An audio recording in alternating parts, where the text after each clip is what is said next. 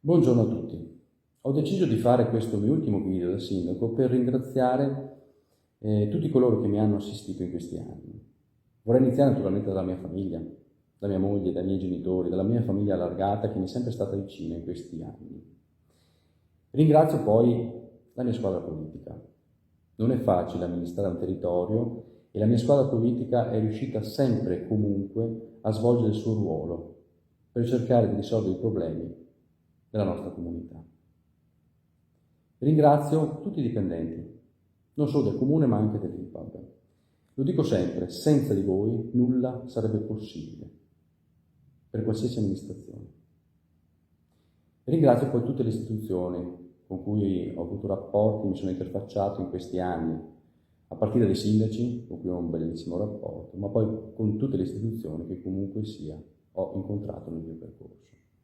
E infine ringrazio la città intera per avermi dato questa possibilità di crescita e per essere stato il loro sindaco in questi anni.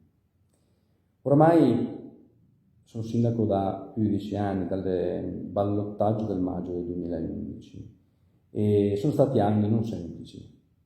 Abbiamo ereditato la crisi che derivava ancora dal 2008 e adesso abbiamo subito la crisi degli ultimi 2 anni legata al Covid. Però non ci siamo mai nascosti, abbiamo sempre cercato di dare il meglio per la nostra società. Ora non voglio andare a indicare quello che è stato fatto, che potevo fare, che avrei potuto fare in questi anni, rischierei di essere prolisso, lungo, noioso. Io voglio solamente dire che ce l'abbiamo e ce l'ho messa tutta, affinché la nostra città fosse il più vivibile possibile. Tante cose dovranno essere fatte, però in questo momento, e dovranno essere fatte, però in questo momento il mio pensiero va al nuovo sindaco, all'amministrazione. In questo momento non voglio fare nessun tipo di propaganda politica.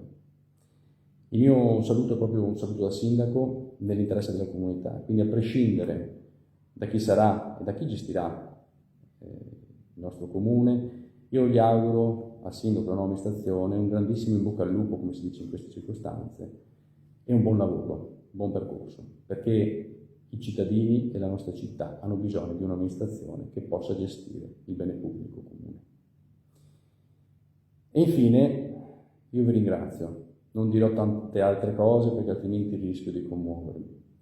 Grazie a tutti voi, a tutta la mia città, per questa enorme opportunità che mi avete dato in questi anni. Ne sono orgoglioso e spero di essere riuscito a dare qualcosa di me al territorio. Grazie, grazie di cuore.